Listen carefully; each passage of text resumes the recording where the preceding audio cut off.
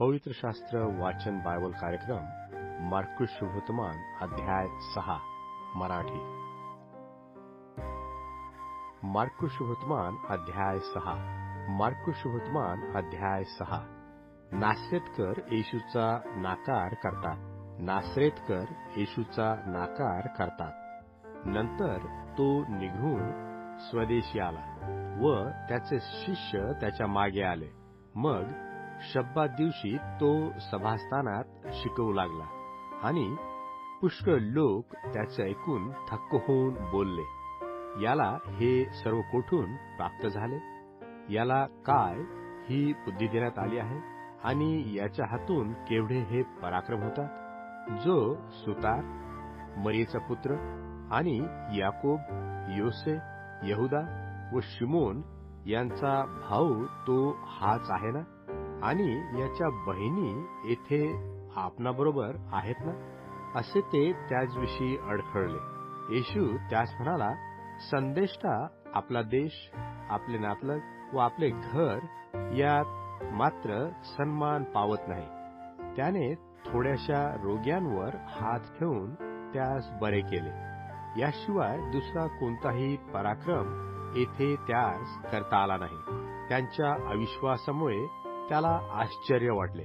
तेव्हा तो शिक्षण देत गावोगाव फिरला, 12 प्रेषितांना कामगिरीवर पाठविणे, 12 प्रेषितांना कामगिरीवर पाठविणे। नंतर तो 12 जणांस बोलावून त्यास दोघे असे पाठवू लागला। त्याने त्यास अशुद्ध आत्म्यावरचा अधिकार दिला आणि त्यास आज्ञा केली की वाटेसाठी काठी वाचून दुसरे काही घेऊ नका, भाकरी, झुळणा किंवा कमर कशात पैसे घेऊ नका। तरी वहाना घालून चाला, 2 अंगरखे घालू नका। आणखी त्याने त्यास असे सांगितले की तुम्ही कोठेही एखाद्या घरात राहण्यास जाल, तेथे त्या ठिकाणी निघाल तोपर्यंत राहा आणि ज्या ठिकाणी लोक तुमचा स्वीकार करणार नाहीत व तुमचे ऐकणार नाहीत त्यास साक्ष व्हावी, म्हणून तुम्ही तेथून निघताना आपल्या तळपायांची धूळ तेथेच झाडून टाका। त्यांनी तेथून जाऊन लोकांनी पश्चाताप करावा अशी घोषणा केली। पुष्कळ भूते काढली आणि बहुत रोग्यास तैलाभ्यंग करून बरे केले। बाप्तिस्मा करणाऱ्या योहानाचा मृत्यू। बाप्तिस्मा करणाऱ्या योहानाचा मृत्यू।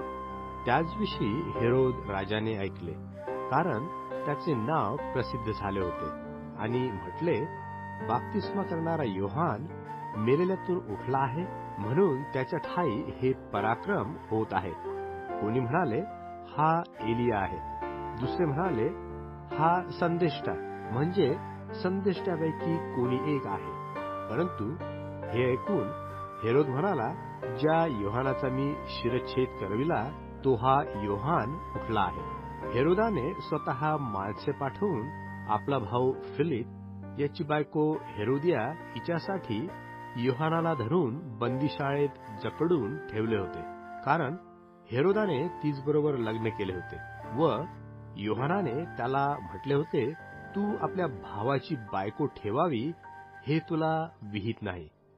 याकरिता हेरोदिया त्याच्याशी द्वेषभाव धरून त्याचा वध करावयास पाहत होती, परंतु तिचे काही चालेना, कारण योहान धार्मिक व पवित्र पुरुष आहे हे ओळखून हेरोद त्याचे भय धरीत व त्याचे संरक्षण करीत असे। तो त्याचे ऐकून फार गोंधळात पडत असे, तरी हर्षाने त्याचे ऐकून घेत असे। नंतर एक सोयीचा दिवस आला, तेव्हा हेरोदाने आपल्या जन्मदिवसाच्या उत्सवात आपले प्रधान, सरदार व गालिलातील प्रमुख लोक यास मेजवानी केली आणि हेरोदियेच्या कन्येने स्वतः आत जाऊन व नाच करून हेरोदास व त्याच्याबरोबर भोजनास बसलेल्यास खुश केले। तेव्हा राजाने त्या मुलीला म्हटले, तुला जे काही पाहिजे ते माझ्याजवळ माग, म्हणजे मी तुला देईन। तो तिला शपथ वाहून म्हणाला की माझ्या अर्ध्या राज्यापर्यंत जे काही तू माझ्याजवळ मागशील ते मी तुला देईन। तेव्हा ती बाहेर जाऊन आपल्या आईला म्हणाली, मी काय मागू? ती म्हणाली, बाप्तिस्मा करणारा योहान याचे शीर माग. तेव्हा लागलेच तिने घाईने आत राजाकडे येऊन म्हटले की बाप्तिस्मा करणारा योहान याचे शीर तबकात घालून आताच मला द्यावे अशी माझी इच्छा आहे. तेव्हा राजा अति खिन्न झाला. तथापि शब्दांमुळे व भोजनास बसलेल्या लोकांमुळे त्याच्याने तिला नाही म्हणवेना. राजाने लागलेच आपल्या पहारेकऱ्यातील एका शिपायास पाठवून त्याचे शीर आणावयास आज्ञा केली. त्याने बंदीशाळेत जाऊन त्याचा शिरच्छेद केला आणि शीर तबकात घालून आणून मुलीला दिले. मुलीने ते आपल्या आईला दिले. हे ऐकून त्याचे शिष्य आले आणि त्यांनी त्याचे शरीर उचलून नेऊन कबरेत ठेवले. प्रेषितांचे परत येणे. मग प्रेषितांनी येशू जवळ जमा होऊन आपण जे जे केले व शिकविले ते सर्व सांगितले. तो त्यास म्हणाला, अरण्यस्थली एकांती चला व थोडा विसावा घ्या, कारण तेथे पुष्कळ लोक येत जात असल्यामुळे त्यास जीवावयास देखील अवकाश मिळेना. तेव्हा ते मचव्यात बसून अरण्यस्थली एकांती गेले. लोकांनी त्यास निघताना पाहिले व बहुतांनी ओळखले आणि तेथल्या सर्व नगरातून लोक पायीच येऊन तिकडे धावत जाऊन त्यांच्या अगोदर पोहोचले. तेव्हा येशूने बाहेर येऊन लोकांचा मोठा समुदाय पाहिला. ज्या मेंढरास मेंढपाळ नाही त्यांच्यासारखे ते होते, म्हणून त्याला त्यांचा कळवळा आला आणि तो त्यास बहुत गोष्टी शिकवू लागला. येशू 5,000 लोकांना जेवू घालतो. दिवस फार उतरल्यावर त्याचे शिष्य त्याचकडे येऊन म्हणाले, ही जागा रान आहे व आता दिवस फार उतरला आहे. लोकांनी भोवतालच्या खेड्यापाड्यात जाऊन आपणाकरता खाण्यास काही विकत घ्यावे म्हणून त्यास निरोप द्या. त्याने त्यास उत्तर दिले की तुम्ही त्यास खावयास द्या. ते त्याला म्हणाले, आम्ही जाऊन 50 रुपयाच्या भाकरी विकत घेऊन त्यास खावयास द्यावा काय? तो त्यास म्हणाला, तुम्हाजवळ किती भाकरी आहेत? जाऊन पहा. पाहिल्यावर ते म्हणाले, 5 व 2 मासे. नंतर त्या सर्वांनी हिरव्या गवतावर पंक्तीने बसावे म्हणून त्याने त्यास सांगितले. तेव्हा ते 100 व 50 पंक्तीने जसे काय वाफे असे बसले. मग त्याने त्या 5 भाकरी व ते 2 मासे घेऊन वर स्वर्गाकडे पाहून आशीर्वाद दिला आणि भाकरी मोडून त्यांना वाढावयास आपल्या शिष्याजवळ दिल्या आणि ते 2 मासे त्या सर्वांस वाटून दिले. मग सर्वजण जेवून तृप्त झाले आणि त्यांनी 12 टोपल्या तुकडे उचलून नेले व माशांचेही नेले. भाकरी खाणाऱ्या मंडळीत 5,000 पुरुष होते. येशू पाण्यावर चालतो. नंतर मी लोकसमुदायास निरोप देतो आणि तुम्ही मचव्यात बसून पलीकडे बेतसैदा येथे जा असे म्हणून त्याने लागलेच शिष्यांना लावून दिले. मग त्यास निरोप देऊन तो प्रार्थना करावयास डोंगरावर गेला आणि रात्र झाली तेव्हा तो मचवा समुद्राच्या मध्यभागी होता व तो एकटाच जमिनीवर होता.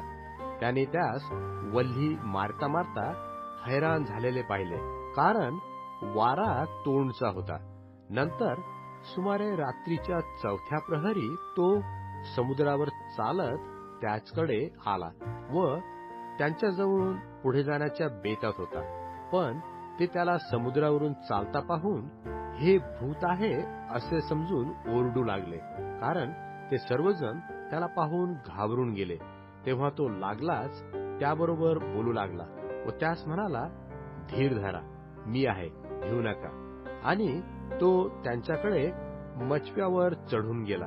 तेव्हा वारा पडला व ते मनातल्या मनात फार आश्चर्यचकित झाले, कारण भाकरीची गोष्ट त्यांच्या ध्यानात आली नव्हती. त्यांचे अंतःकरण कठीण झाले होते. गनेसरेत येथे रोग्यास बरे करणे. नंतर ते पार जाऊन गनेसरेतच्या किनाऱ्यास पोहोचले व त्यांनी मचवा बांधून ठेवला. ते मचव्यातून उतरले तेव्हाच लोकांनी त्याला ओळखले. मग ते चोहोकडे त्या अवघ्या प्रांतात धावत फिरले आणि जी मनुष्य दुखणेकरी होती त्यास बाजेवर घालून जेथे कोठे तो आहे म्हणून त्यांच्या कानी तेथे तेथे नेऊ लागले. तो गावात, नगरात किंवा खेड्यात कोठेही जाई, तेथे ते दुखणेकऱ्यास बाजारात नेऊन ठेवीत आणि आपल्या वस्त्राच्या गोंड्याला मात्र स्पर्श करू द्या अशी त्याच्याजवळ विनंती करीत. आणि जितक्यांनी त्याला स्पर्श केला तितके बरे झाले.